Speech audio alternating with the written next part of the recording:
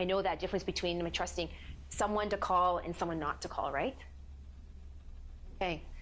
I remember once someone said to me, if there's going to be bad news, my manager said to me, if something's gone wrong, just tell me, because I don't want to be caught off guard. And that was early on in my career, and I have honestly kept that. And for you to walk into a manager's office and sort of say, I messed up, right? I made a mistake.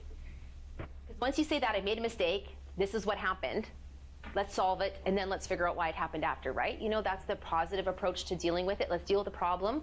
Let's stay calm, collective, right? It's that non-negotiable behavior, right? Let's not like blow up like a volcano, because it's not doing anybody any good. Remember, honestly, it's pouring rain and I have a flat tire, and I have a huge event that I need to organize, right? For 1 o'clock, it has to be set up.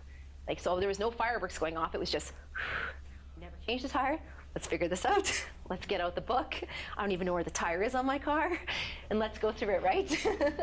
I honestly had no idea where the tire was on my minivan, so it was quite funny. So we've talked about the benefits, right? To the clients, it makes it easier. I know that I can respect someone else to call someone back. I know what's going to happen if I'm not in the showroom and there's a bag. I'm known for tripping. It's okay. It's my fault. So we've talked about what the behaviors are to the clients. So one of the things that's a little bit different about the civility concept is that when we start our conversation with anyone in the room that I meet, there's just a natural level of respect. It's not something that has to be earned, right? We've heard often, you need to earn my respect. But in civility concept, it's the idea that it's not earned, we just give it to someone, right? Respect and trust is different. So I don't want you to put those two together, because often that might be what you were thinking, and we're going to get to the trust later. But with respect, that is where we're at. It doesn't matter if we know, I apologize, there's a grammar error there. If I know someone well, or I honestly do not care to work with somebody, I still need to show them that same respect, right? That doesn't mean squishing them in, leaving them out. You know they're coming to a meeting, but we don't make space for them. We don't bring them a chair. Like, I've seen it all, you guys. Like, it's just, I see these things that happen, right? And it's like, the simplicity, you know, the number one thing I hear in training and talking about civility is the idea that I'd just like someone to acknowledge me in the morning when I show up. I'd like someone to say hello. And if you're busy and you can't say hello, you can just wave, right? Or you can make eye contact. Like, there's some very simple things that we can actually do in our day to really acknowledge someone. And by acknowledging them, we're kind of just showing some respect, right? For the friend that you've had for years and you have outside of work, to somebody that, you know, maybe is just like a little different than you and you just don't know how to relate to, right? From a respect perspective, we look at our language, our body language, the inclusion of that as being very important. And when we start talking about respect, it's just not about things. My favorite question on personality when they do interview, I don't know if you guys ask this question at work, is if you took a pen from work, would you take it back? And I know it's like, what a silly question, but it's the concept of respect for the workplace, right? So, you know, we likely take a pen from work, we put it in our pockets because we're busy, and we get home, we see the pen, just put it back in your bag and bring it, right? It's it's a simple thing. Don't just put it in your pen case at home. But it's that concept of respect for property. I'm using a pen, but the pen could be anything, right? My girlfriend does work. They do stuff where they do the food testing, right? So she runs this area. And she says one of the biggest problems is people taking the property they don't belong to. So they're supposed to use 2 boxes of burgers, right? And she says she goes on site sometimes just to do spot checks, because that's what she has to do so many per month. And they've got a box for themselves to take home and a box for the clients that they're demoing, right? Like, that's just not integrity, right? The integrity would be to use both boxes. So, you know, when we need to be respectful of the property of whatever that could be, right? Even the way you're moving the tiles in and out of the car, for those of you that just bash them around, versus those who are like, you know, I know that I didn't technically pay for the tiles, but I still want to respect them. So I'm going to maybe put a towel in between them. I'm going to stack them properly. I'm not going to take too many. All those things, right? Those are all forms of respect. If you notice that something's broken, you just don't leave it, right? You say it's broken and you give it to the right person, or you fix it, or you identify it in the people in the warehouse. Who do I have in the warehouse?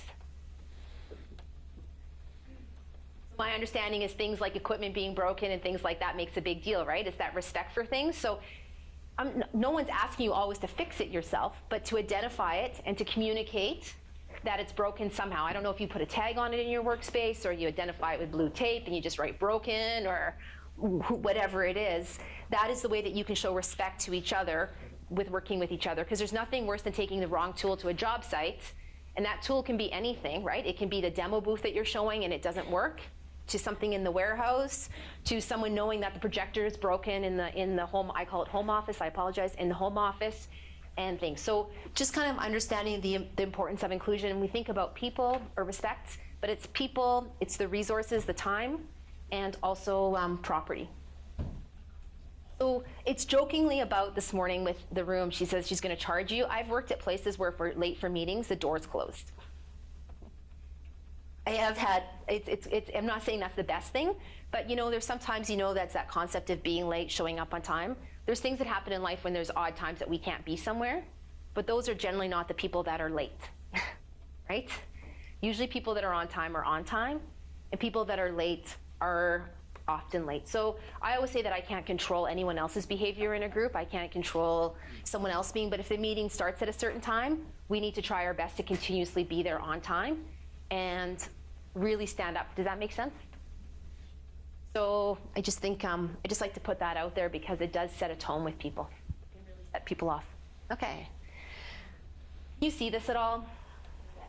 Yes, once we put it up there and I realized it wasn't the best colors with the backdrop that you're using. So what this talks about is the fact that it's the opposite. So the lowest one, the lowest bar there, it says engage. So as I mentioned to you, you're all engaged in what you're doing. You like your work, you're enjoying the work. That's what the survey said when you responded to it.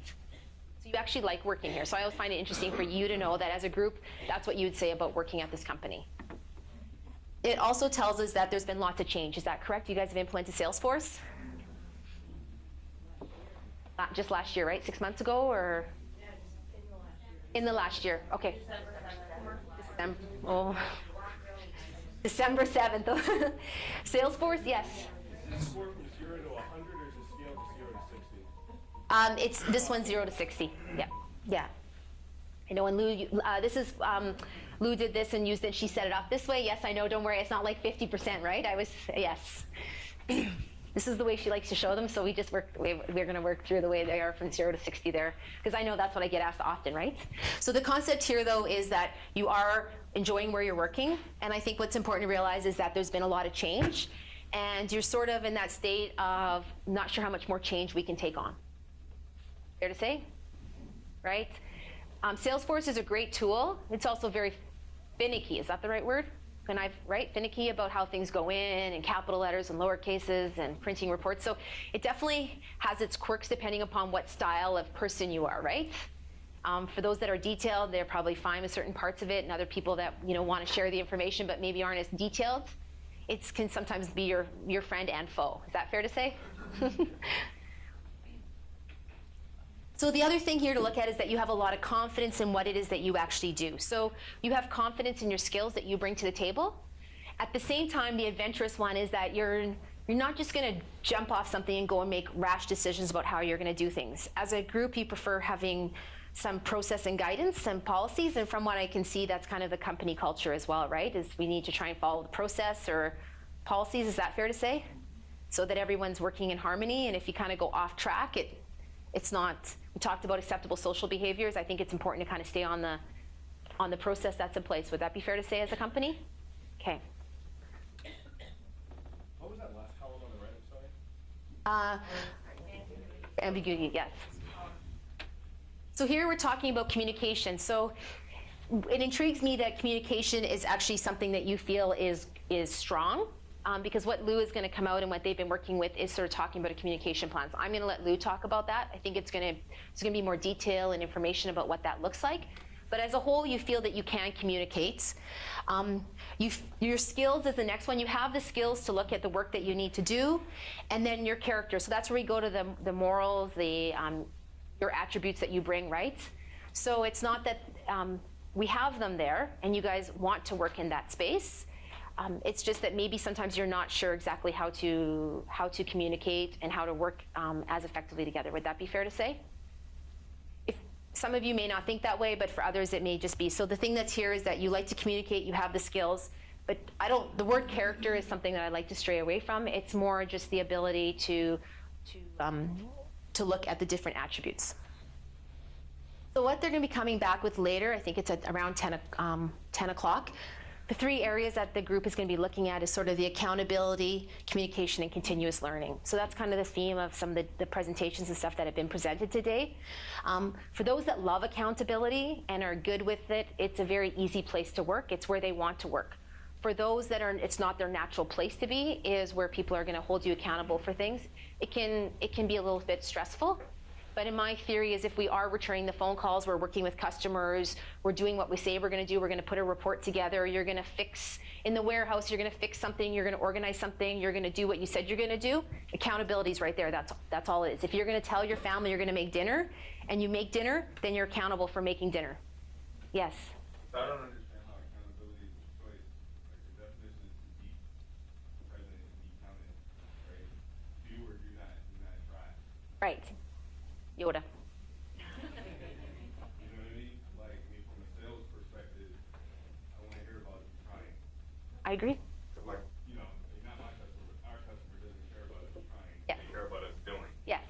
So, I'm not going to pick on any particular task at hand, but, when you're on the front lines, there's no actual option to not be accountable.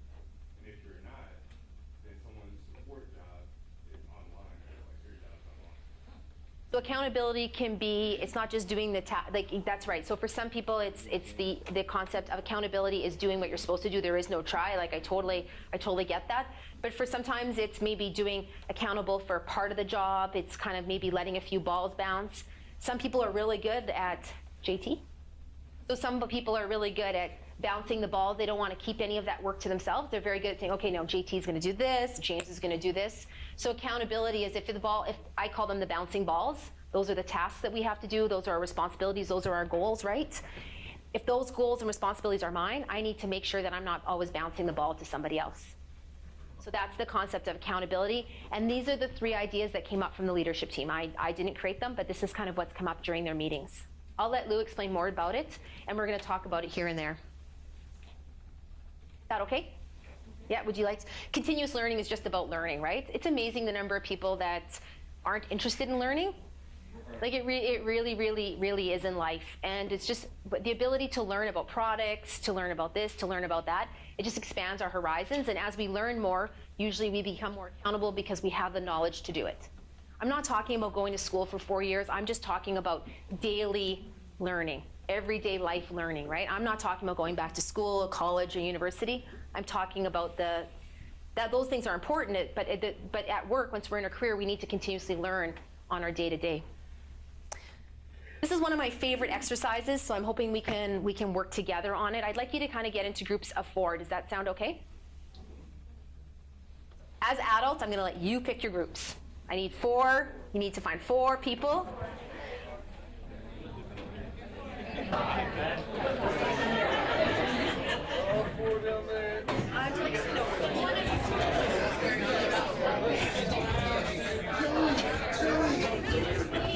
If you have 3, you're fine. If you have 3, you're fine.